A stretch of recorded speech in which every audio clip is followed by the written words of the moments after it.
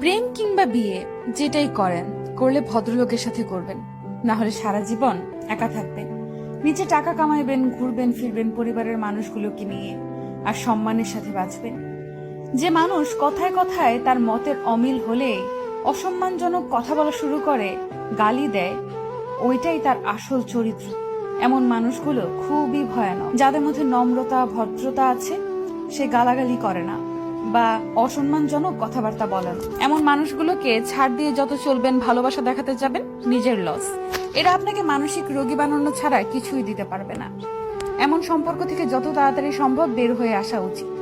কেউ কারোর জন্য মরে না। জীবন নষ্ট করার জন্য একজন অযোগ্য লোককে নিজের জীবনে জায়গা দেওয়াই যথেষ্ট। বারবার নিজের অসম্মান হজম করে নিজেকে না মেরে একেবারে এমন অসুস্থ সম্পর্ক শেষ করে নিজেকে মুক্তি দিয়ে দেখেন, আপনার জীবনে উন্নতি হবেই। একজন সাপোর্টিভ সঙ্গী পাওয়া ভাগ্যের ব্যাপার।